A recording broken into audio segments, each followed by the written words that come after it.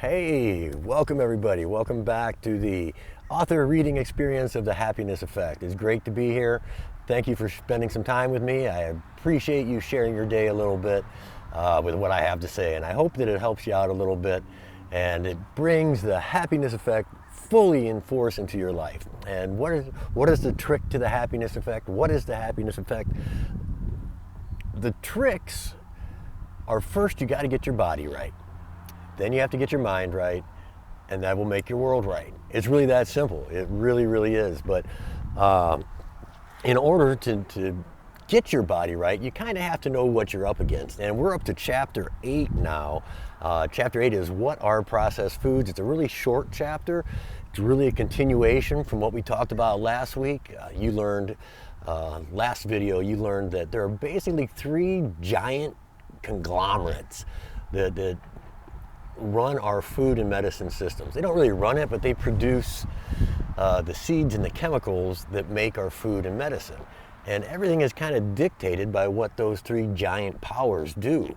Monsanto, Bayer, which is now Bayer, but they're trying to cover up the name Monsanto. There's some negative stigmas with the name now. We'll find that out here in a minute. But as last week, we also talked that Bayer Monsanto makes a lot of GMO seeds, but they also make all the chemicals that are used to grow those seeds, and those chemicals are showing up in our food sources now.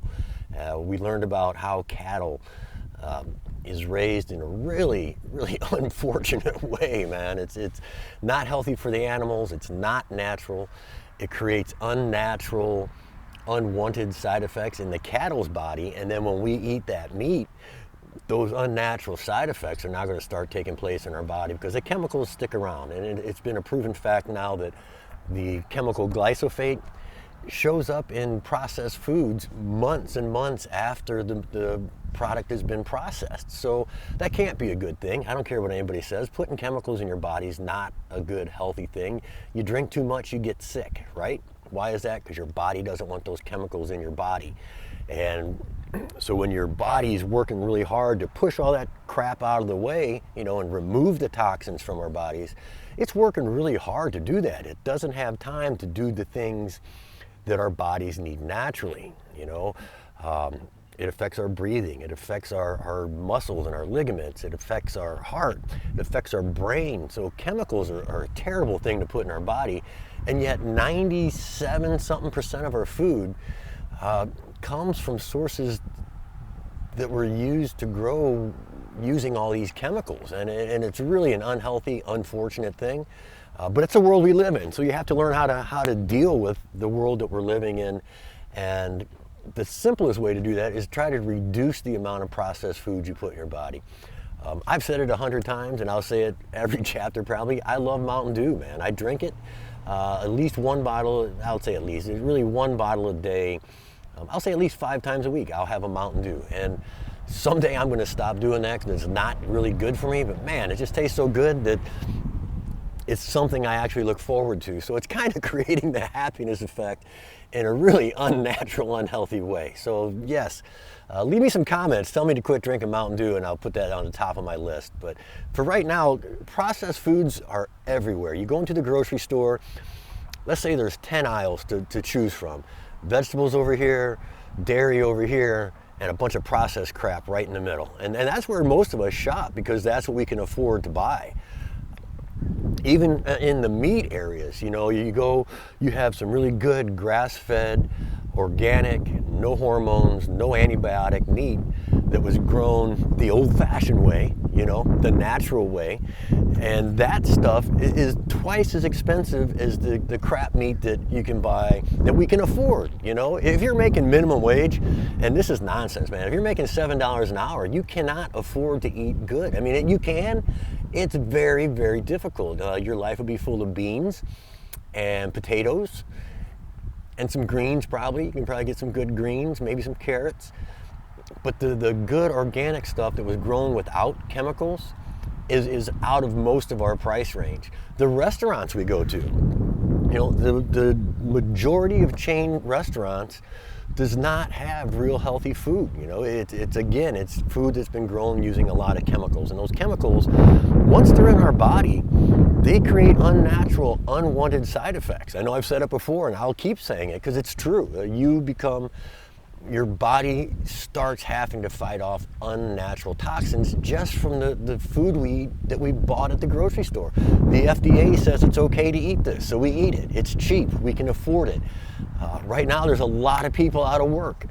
They're not going to be able to afford the better foods and meats that they should be putting in their bodies. I was at Walmart the other day, and they have grass-fed, no hormone, no antibiotic milk. Sounds great. And I saw the price, it was $5, but it was $5 for a quart,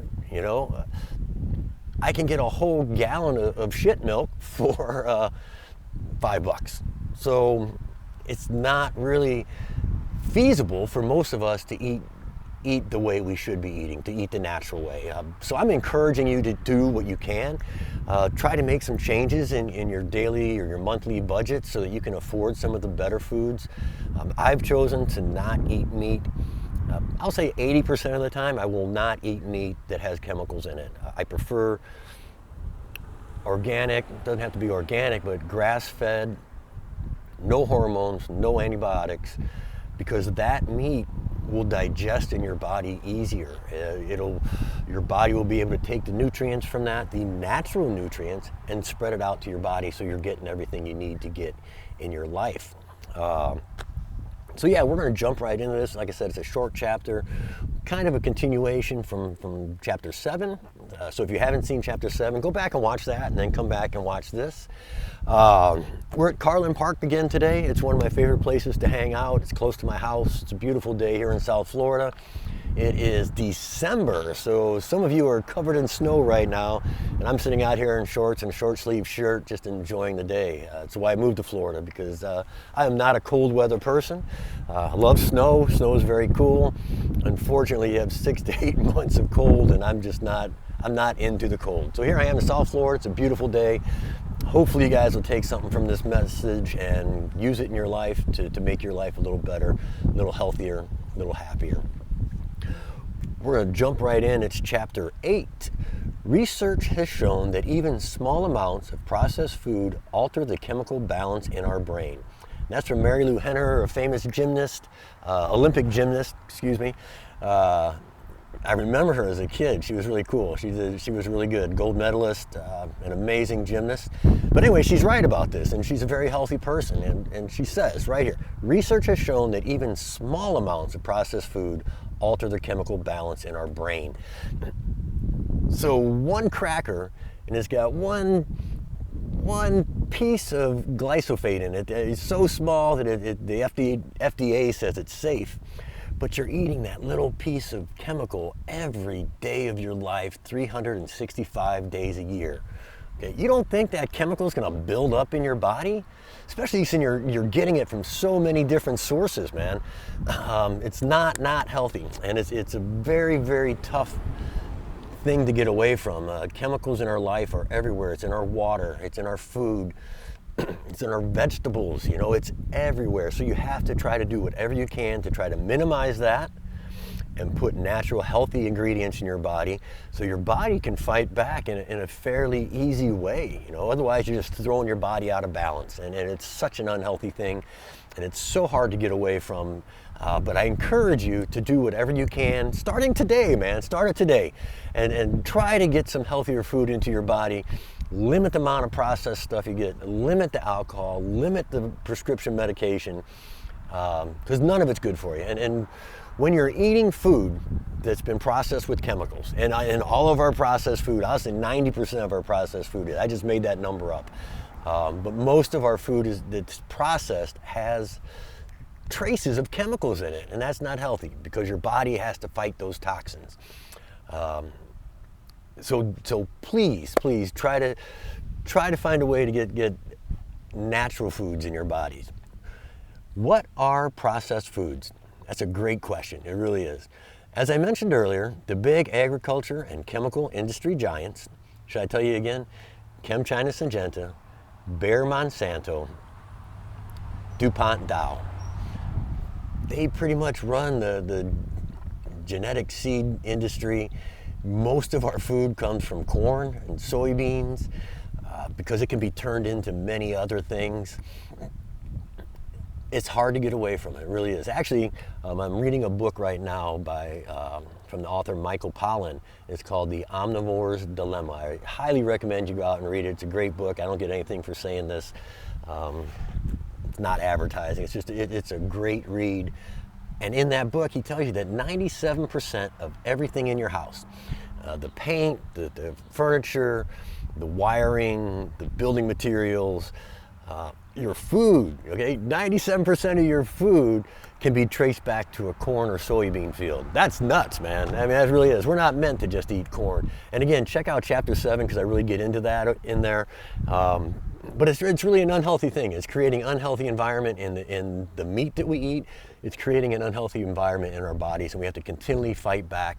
And the only way to do that when you're creating unnatural side effects is you have to take synthetic medicine, because that is designed to fight off the unnatural side effects from the food that we're eating, okay?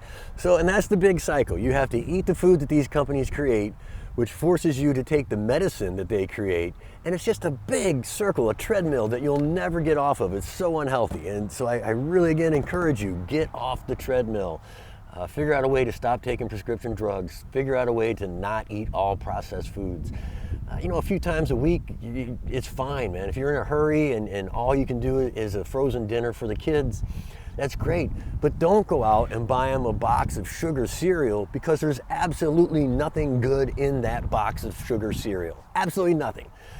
So it's a waste of your money, and you're trying to kill your kids by giving it to them. I know that's pretty strong. That's a pretty harsh thing to say. And these companies, and they're not trying to kill us. They're not. They're trying to produce a lot of food to feed the masses. I totally get that, but there's got to be a more healthy, natural way to do it. And that's really the point I'm trying to get across. As GMO seeds ensure a more robust harvest, less loss from pests and disease, GMO corn and soybeans are grown very inexpensively compared to other crops. These crops also receive the majority of agriculture subsidies, guaranteeing a profit to the agriculture companies for growing them. GMO corn and soybeans can then be turned into any packaged food product cheaply. And that's why we do it. We can feed the world with GMO products because there's less pests. They're bred to grow in unnatural areas. In Florida, it's really tough to grow lavender. The heat and the humidity and the rains in the summertime really create a bunch of mold and unhealthy environments for the lavender to grow. So it's really difficult to grow it in Florida. But wait, University of Florida has come up with a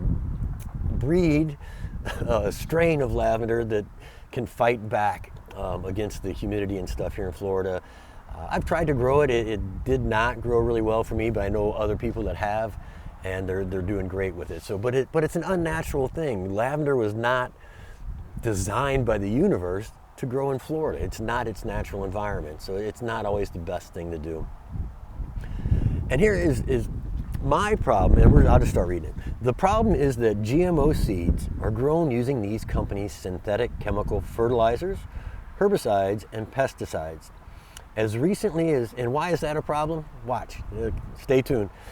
As recently as February 2019, there were findings of the Bayer Monsanto Roundup weed killer chemical glyphosate, as well as the DuPont Dow chemical pesticide chlorophyllos in boxes of crackers and other packaged foods. Google it, man, it's a fact. They have found the chemicals that are used to knock down the weeds so that the plants grow better. And GMO corn is designed to be used with glyphosate, for instance, because normally the glyphosate would decimate the cornfield, but we've genetically modified that piece of corn so that when you cover it with this Roundup, it has no effect on the corn. That's unnatural, man. That's not right. So you're using this deadly chemical to kill everything else except for the corn, because the corn can uptake this into its system and it'll have no effect on it. I really don't know how it works. I'm not a geneticist. I should probably learn more about it, but it's an unhealthy, unnatural thing to do. And corn, again, 97% of the materials and food in your house can be traced back to corn. I mean, that's nuts, man. And it's unhealthy. It's just an unhealthy thing to be putting in our bodies. And it's very, very difficult to get away from it in America. It should also be noted that Monsanto has been successfully sued for covering up knowledge that glyphosate may cause cancer. There was a lawsuit in California maybe 2-3 years ago, and finally in the last couple of years, the plaintiffs ended up winning the lawsuit because they found the courts in California are a little bit more liberal than other places in America, and they found that there was enough evidence that glyphosate caused cancer in farm workers who had to use this chemical. Because it splashes on them, it gets on them, they wipe their face, and now the chemicals, a more concentrated version of that chemical is getting into their bodies. And they believe, and the courts agreed, that glyphosate caused cancer. And think about that, okay? If glyphosate is in boxes of crackers and other processed foods, and if there are traces of it left on the fruits and vegetables that we buy at the grocery store, then you're putting these little traces of the deadly, deadly chemicals. Spray Roundup on your yard someplace and watch what it does. Spray it on something that it's not supposed to affect. My example in chapter 7 was an oak tree. I watch our landscapers spray this stuff indiscriminately throughout the neighborhood. And I can tell you that the day after, and for about 3 to 5 days after they spray, my oak trees start losing a lot of their leaves. A lot of the leaves turn brown. Now, there's a lot of other reasons that could be happening. Seems like a pretty big coincidence that the days when they spray, my oak tree also suffers. I mean, that's nuts. It's not supposed to do that. But now think about this. You're putting those little traces of that chemical in your body every day, 365 days a year. Don't you think that's going to build up in your body? Think about it. It's kind of a scary thought when you think of it. You're eating a deadly chemical almost every day. Processed foods, we need to try to get away from them. The grocery store should have 10 aisles of fruits and vegetables and organic meat, and maybe 2 aisles of processed foods that are killing us. That's just my opinion. Anyway, that was a shock, right? Okay, just remember that all processed foods are manufactured products that are designed to have a long shelf life through the addition of preservatives, colorings, and flavorings. Basically, processed foods are any food that is altered in some way. Of course, I also process foods when I make jelly, canned green beans, or even a cannabis tincture.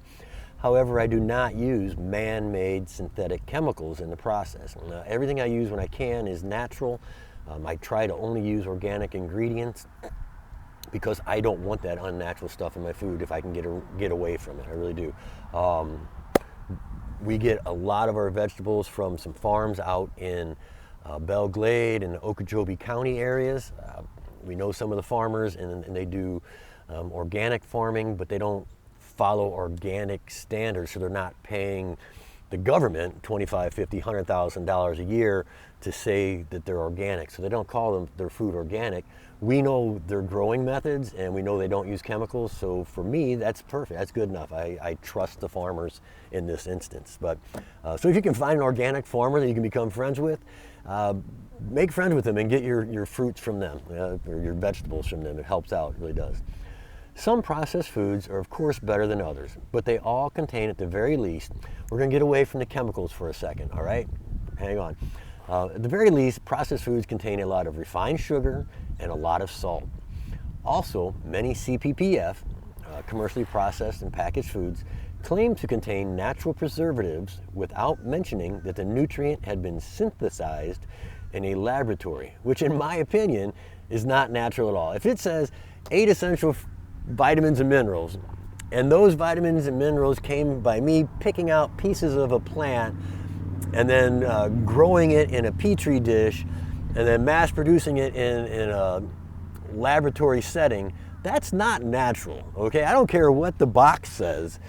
If it didn't come out of the ground and straight to my store shelves and into my body, it's not natural. If you had to create it in a laboratory in a test tube, it's not natural, man. And you gotta understand that something in a laboratory, something that man made by taking pieces of plants and mixing them together, say for like a supplement. That's not natural, man. A supplement is not a natural food. It's just not. It's a processed food, and it's processed.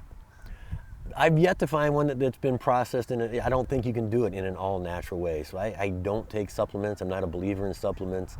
And you could change my mind. Tell me in the comments below, is there some reason I should believe in supplements? Because for me, it's unnatural. It really is. The least nutritious foods are, of course, frozen dinners and snacks, chips, anything boxed or canned, sodas, and fruit juice with sugar added. Take a glass of fresh squeezed grape juice, and the sweetness is bam, so much in your face, it's huge, you know? And that's all natural sweetness. That's just natural sugar, glucose, fructose, sucrose, coming from those grapes. And you don't have to add any sugar to it to get that sweetness that we all crave. And even fast foods and restaurants, medium and low-end chain restaurants, have mostly low nutritional value foods, and we've talked about that. So I think you get the idea. Processed foods, not so good. When I say refined sugar, okay, I'm not talking about the fructose, glucose, and sucrose that is naturally found in our fruits and vegetables.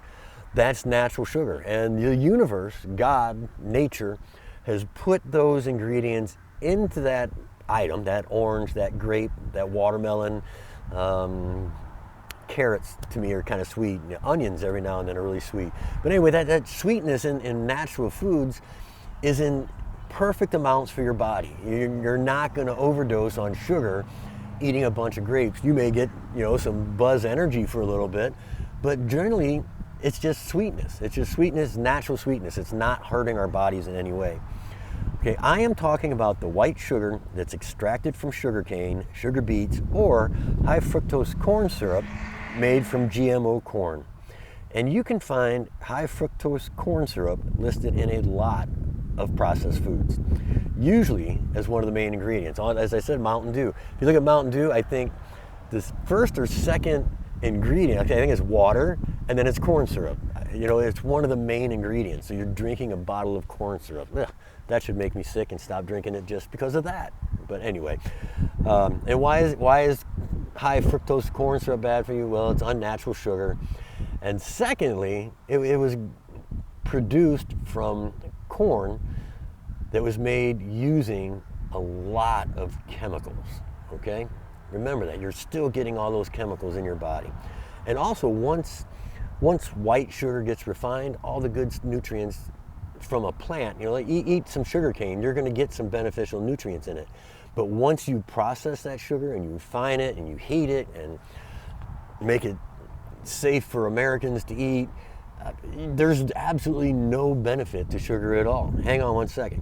What is sugar, and do we really need it? Sugar is a carbohydrate that helps create energy in your body. The kind of energy you think of when kids are running around, screaming, and then bang, come to a sudden halt. You know, I'm sure you've seen it.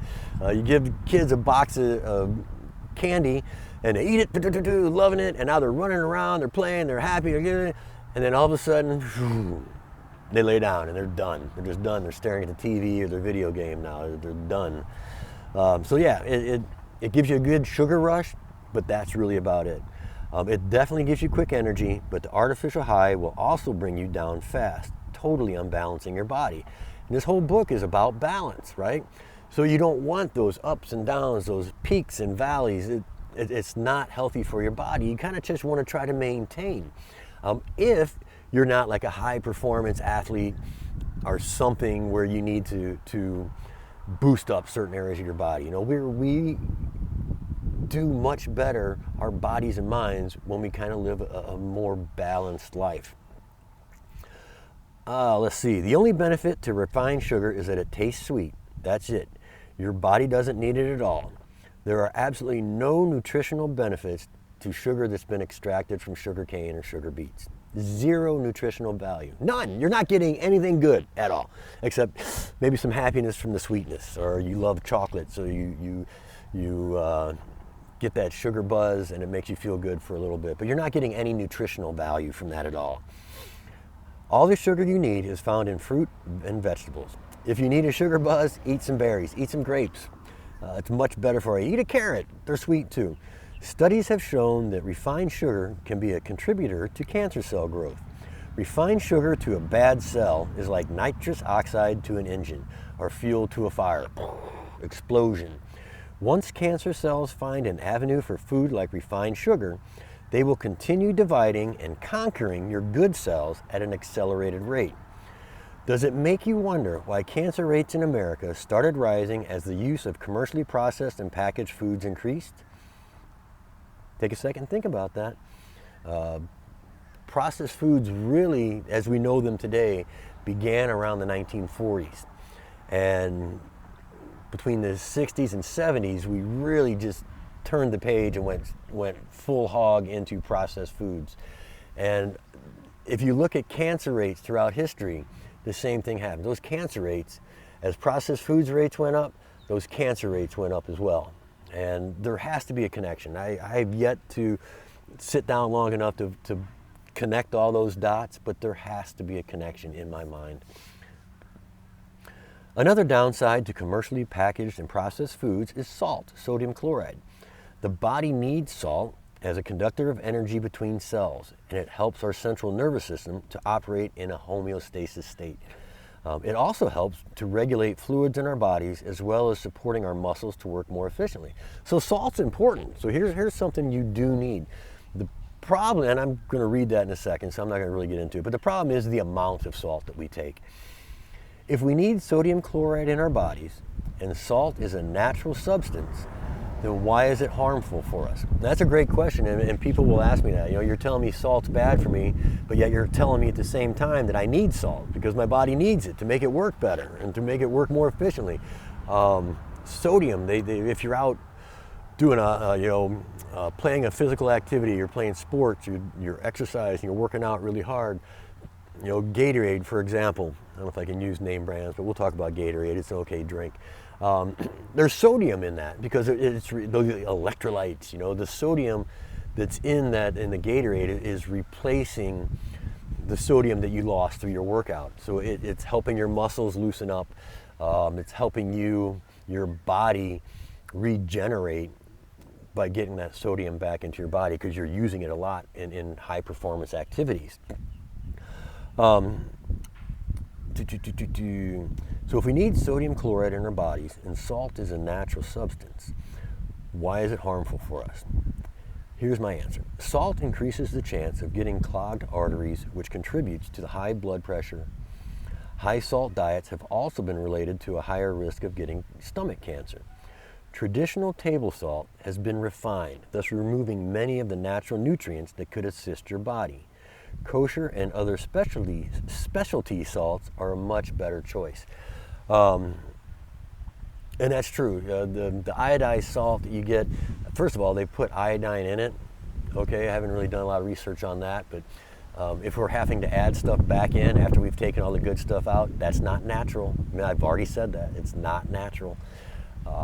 So by refining salt, anything that's beneficial into it other than the sodium chloride, actually, anything else that was good in there has now been taken away. And anytime we're putting something in our body, we want to receive a benefit for that, and multiple benefits if possible. That's why eating a fruit or a vegetable or an herb gives you multiple benefits to your body. It's that whole balance thing again, right? Here's the thing. We only need about 1/4 teaspoon of salt daily. It's about 575 milligrams of salt a day. And that actually is a lot compared to some cultures. There is a group of indigenous people in the Amazon rainforest, the Yanomami, that eat as little as 200 milligrams of salt a day. They live long, happy lives with low blood pressure and almost no cardiovascular health issues. And we should all take a page from their notebook and do the same thing. Okay, here's a whole group of people that have been in the rainforest for thousands and thousands of years, and they eat very little salt. They get the salt they get comes from the foods that they eat, and they're living alive with no cardiovascular health. There might be something to that. There might be something really good to that. So we should take a page out of their playbook and put it into our lives and kind of reduce the salt. We as Americans on average consume over, okay, get this, okay, they're eating about 200 milligrams of salt and living perfectly happy lives.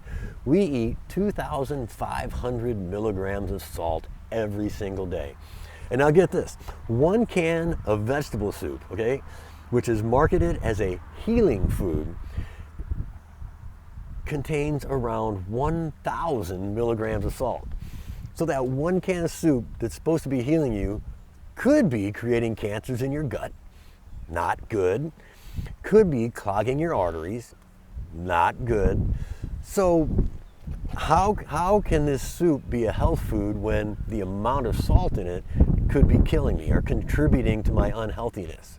And that's where Americans have really gotten lost, is that you get sick, you know, and I'm terrible at this too. Thank God my wife makes chicken noodle soup for me when I feel bad, because I know it's not loaded with salt and it's got good vegetables in it and it tastes great. So who wouldn't want homemade chicken soup when they're sick? But anyway, if you go to the store and you buy a can of soup, look on the back, look at how much salt is in there. And if you can't find a low sodium variety, then I suggest you just stay away from it. It's not creating health in your life. It's just not. It's full of salt that you don't necessarily need. If you have high blood pressure and poor circulation, limiting salt intake will aid in cleaning and strengthening your arteries without doing anything else, okay? And that's, again, simple life hacks that can create massive gains in your health and happiness. The happiness effect. Just by limiting the amount of salt that you put in your body, you're beginning to strengthen your veins and your heart's going to start working better. Just by doing that one, just by eliminating excess salt in your life. And that's not a hard thing to do. And I'm going to give you some hacks here in a minute about how to get salt into us. If you're one of those people who just likes to dump the salt on things, hang on, I got a trick for you. Reducing sodium intake will give you a healthier life and assist in maintaining homeostasis without you doing anything else. Just limit the amount of salt that you put in your body. Fruit and vegetables have low amounts of sodium in them naturally. If you feel the need to flavor your meal, you can sprinkle salt lightly, the key word folks here, lightly, on your natural food. However, if you do not add any salt to your diet, you should have more than enough salt to sustain your body just from eating natural foods. Let that sink in for a minute. You should have more than enough salt in your body just from eating natural foods. You don't need to add salt to things. I know you want to flavor it, but again, hold on. There's a hack, health hack coming up. Stay tuned. There is some research being done with Himalayan salt, which is reported to contain up to 84 different minerals. Okay, this is salt that hasn't been refined, hasn't been processed. It's just been mined and bottled. Okay, and they're finding there's 84 beneficial nutrients in Himalayan salt. Highly recommend it. If you're going to use salt, switch to something kosher, something that hasn't been refined. And Himalayan salt is a great place to start. The difference to table salt is that it has not been refined. When using pink Himalayan salt, you are getting all of the nutrients that nature provides and intended you to have. I should have wrote that in there, I didn't. Because nature created this product because it intended you to have it. Everything is on this planet for us to use and for our benefit. And we just have to try to look to get away from the processed stuff. We've just gotten way off track of where our lives need to be. And now we've become a society that's dependent on processed foods. And this could be killing us, man. It really could. So I try not to eat them as much as possible. I have started drinking 8 ounces of distilled water with approximately a 1/4 teaspoon of Himalayan salt first thing in the morning. Maybe not even a 1/4 teaspoon of salt, because who wants to drink salt flavored water? It's not good, right? If you're swimming in the ocean and you get that mouthful of salt water, it doesn't taste good at all. You spit it out. So yeah, I'm not saying put so much salt in there that it's really salty. It's probably like 3 or 4 dashes. I've got an electric grinder, salt grinder, and I'll hold it down for about 3 seconds. I hope that helps. Anyway, our bodies are made up of 60% water, and integrating water into our bodies after sleeping assists our cells to stay active. The salt adds natural minerals to the salt adds natural minerals that the body needs, giving me a natural boost first thing in the morning. And finally, drum roll, here's the health hack. Using garlic, celery, or onion salt instead of iodized salt gives your body the awesome health benefits of onions, celery, and garlic too. So if you're gonna have to use a bunch of salt, use some onion, celery, or garlic salt, Himalayan salt. I believe there's some Dead Sea salt. But look for something that has not been refined, has not had iodine thrown back into it, it's not been iodized. You want the natural salt that nature provides. And actually, if you don't add any salt at all, you'll still be perfectly healthy. You really will. Briefly, we need to talk about lotions, sunscreens, and most cosmetics, because these are processed and they're not foods, but you're putting these on your body. And yes, we have this really tough surface on our skin. It's an amazing product. Our skin is amazing. It keeps all this nasty stuff from getting inside of us. But it does absorb things. It does absorb chemicals.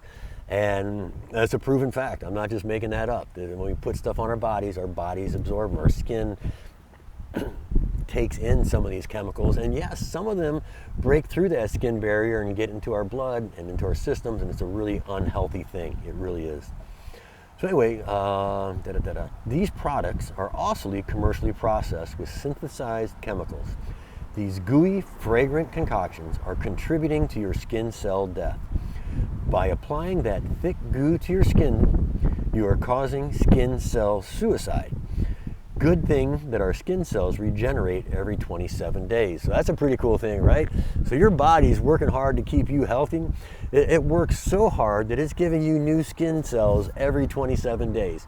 And think about this now. That means that every 30 days, you are a new you. How cool is that? How can you not be happy thinking about that? You are a new you just by surviving. You know, that's a pretty cool thing. Write that in your gratitude checklist right now, because that's something to be happy about. So anyway, you still have time to save your skin. If you believe that blocking the sun's vitamin D, because the sun is actually extremely healthy for us, and yes, we uptake vitamin D from the sun. By adding a thick layer of petroleum and alcohol to your skin is good for you, I'm just going to say it, you are wrong. That's cosmetics and a lot of sunscreens are not healthy for us, and we've been trained to just put this stuff on without even thinking about it, you know. And if you think, when it says, and look at a lot of cosmetics, you know, I've worked in retail and for years I'd read those boxes, the box labels of cosmetics, and usually one of the first 4 ingredients, the first 2 are probably words you can't even pronounce, and then there's petroleum. And my first thought is this nasty tar-like substance that we pull out of the ground and we run in our cars, and now you're putting that black tar shit on your face and on your body, and you're thinking this is a good thing. It's not a good thing at all. It's a very unhealthy thing. And yes, cosmetics have become aware of this, and they're trying to make more organic, sustainably healthy items to put on our bodies. I don't think we're there yet, so I still wouldn't do it. I don't recommend it. You want to look pretty, smile. You know, that's just my guide to you. Open your eyes up and smile, man. Stand straight and tall. It's all part of being pretty. You don't need all this stuff every day. You just really don't. Yes, some UV rays can be harmful under long-term exposure. However, getting outside is one of the most therapeutic activities there is. Most of us are not getting outside in the sun enough. Think about this. Your skin knows what it needs, and it will adapt to your environment. If you're getting outside regularly, your skin is prepared for the sun's rays. And it's so true. If you're outside and you're outside regularly, your body will adapt to the sun's intensity. You know, I'm not saying sit out in the sun all day, especially here in Florida. If you're from up north and you come down here and you spend 1 hour at the beach and you're just laying there in the sun, you will get burned because you have not let your body adjust to the strength of the sun here. And it's more intense in South Florida. You know, I grew up in St. Louis and always had my shirt off, and I'm an outside guy, always have been, and I embrace sunshine. I love the sunshine. So when I moved to Florida, I thought I could do the same thing, and I would walk around without my shirt on, and really for about the first year probably, I got burned. I still got burned a lot because I thought I could have the same habits that I had up north, and it's just not true. You got to let your body adapt to the environment that you're in, but it will adapt. You know, it will adapt. Sunshine is really good for us. I hate that it's gotten a bad rap for many years, and I think we're kind of getting away from that, and people are starting to realize that, hey, you know what? Being outside, breathing the fresh air, being in the sunshine is actually an extremely healthy therapeutic thing for us. And if you apply aloe vera before and after being in the sun, your skin will thank you for the moisturizing and other healing benefits. Also, aloe vera will not clog your pores, unlike commercial sunscreens, which have some nasty chemicals in them. Of course, let your skin shine. Of course, within reason, anything in excess is harmful, duh. That's just a little public service announcement. I put that in there.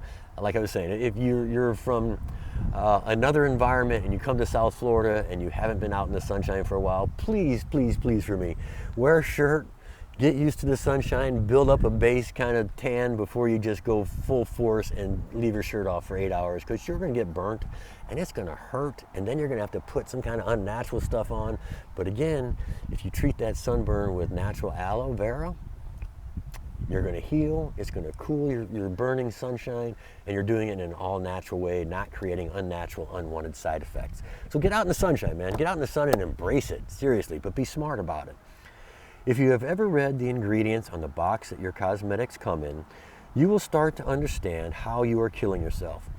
You are using petroleum oil. Yes, that black gooey stuff they pull out of the ground. You know, the stuff that runs your car. Yes, they refine it, but still, I just can't stop seeing your body covered in black tar. Yuck! You are covering yourself and filling your pores with crude oil, alcohol, and synthesized plant material with names no one can pronounce. I don't know about you, but it sounds creepy to me. And that is the end of chapter 8, and thank you for sticking around for that. As I said in the very beginning of this, processed foods are everywhere in our life. You almost can't get away from it. If you're not in the 1% of the financial masses of the world, you know, the 1%, I don't know how you can eat fresh fruits and vegetables, organic meat every single day. I can't do it. I just can't. I can't afford it. So you have to pick and choose your battles, you know, and wherever you can make a difference and remove some of that nonsense from your life, do that. You know, for me, better meat, and I've said this already, that no hormones, no antibiotic, preferably grass-fed beef is really the only way to go. And so I will eat boxed potato flakes for mashed potatoes, and I'll save money on my potato spending, and I will get the higher priced meat. My body just feels so much better. You can tell it digests the food better, and I'm not trying to remove these chemicals from my body. And the amount of hormones and antibiotics that get shoved in our bodies cannot be healthy for us. It can't be a good thing. So I highly recommend that you figure out where you can make changes in your diet. Take five processed foods every month and try to replace them with something better, a more natural source. You know, like I said, boxed potato flakes, which I'm sure can't be good for us. A potato is not a flake. And they're not just dehydrated. My wife and I have tried to dehydrate our own potatoes, and we've had no success in making a potato flake. So I don't know what they do to it. I don't really want to know, because I kind of like them. But you need to figure out a way to remove some of those processed foods from your diet and bring in just more natural stuff. And any way you can do that, your body's going to thank you for that. So that's the end of chapter 8. Thank you for sticking with me. Next chapter, man, this is huge. We're getting into big stuff. I need you to come back next week, because this is the chapter that's going to make or break us. This chapter, chapter 9, is going to set your foundation so that you know exactly what to do and what areas your body to focus on so that you can maintain health and happiness in your life. It's called the 3 Life Centers. It's a system I've put together. Fire truck, hang on one second. Yeah, no, it's a theory that I've put together. It's not a system, it's more a theory of 3 areas of your body that if you focus on these 3 areas alone, if you look at foods that benefit these 3 areas, and I'm not going to tell you what they are today, you're going to have to come back next week, okay? But if you focus on these 3 areas of your body, I guarantee you your body will be balanced in homeostasis. And I figured that it's probably easier to just focus on 3 things instead of the thousands of different things we have in our body that you need to worry about. And making it only 3 items, 3 areas, seems to be a pretty simple thing to do. But we'll get into that next week. Thank you for being here today. My God, we went 45 minutes today. This is supposed to be a short chapter. Processed foods are one of my pet peeves. I work hard to get them out of my life, and I still embrace them a lot. And so that's just the world we live in. And again, like I said, unless you're making probably about $250,000 a year, you probably cannot afford to eat organic fruit, vegetables, and herbs, and organic meat every day of your life. You can't go to high-end restaurants where you'll get the better food. You can't afford to not buy some processed frozen dinners or whatever. You're busy, you got a lot going on, you've got kids you have to feed, so I understand it. But I will say this one thing, and I said it earlier, and I'm going to end with this. Do whatever you can to not feed your kids that sugary, sweet cereal that comes in a box. That stuff is thrown in our face every day. Commercials on TV, it's big and bold. It's in the center aisle of the grocery store, for God's sake. And the kids see those fancy pictures on it, They can't put pretty labels on marijuana products because they don't want kids attracted to it. Marijuana has never killed anyone. This is my public service announcement here. I say marijuana has never killed anyone, but they don't want our kids to know about it. Stay away, don't let them get that in their body. It could be bad for them. However, this box of sugary, sweet cereal, which has 0 benefits in it, 0 natural benefits in it. They will put all these pretty pictures on it and cute little characters to entice kids to want to eat that sugary cereal that's absolutely not good for them, and most likely beginning the death process that I talked about earlier. It creates that death cycle where you're eating this processed nasty food, so now you're going to have to take a bunch of medicine that the same company makes. It's a great business model for these companies. You eat their food that's made with their chemicals, well, now you have to take their medicine that's made with their chemicals as well. It's a terrible cycle to be on, and I encourage you to try to get away from processed foods whenever possible. Sorry I went so long. I was going to do a little advertisement for my booklets, but I think I'm over time, so thank you for being here. Hope you took something home from this. Remember, processed foods are terrible for you, so try to figure out a way to get them out of your life. And have a great day, my brothers and sisters. Have a great day. What 3 things are you grateful for? Got to get gratitude in here someplace because it's a huge part of creating the happiness effect in our lives. What 3 things are you grateful for this morning? What 3 things are you grateful for tonight before you go to bed? And here's a new one. What event in your life today? At the end of today, I want you to think about this. What event in your life today are you grateful for? What happened to you that you can be grateful for? Find out one thing. I know it's out there. Anyway, peace, love, happiness. Stay balanced by nature. I should know my own tagline. Stay balanced by nature. Have a great day.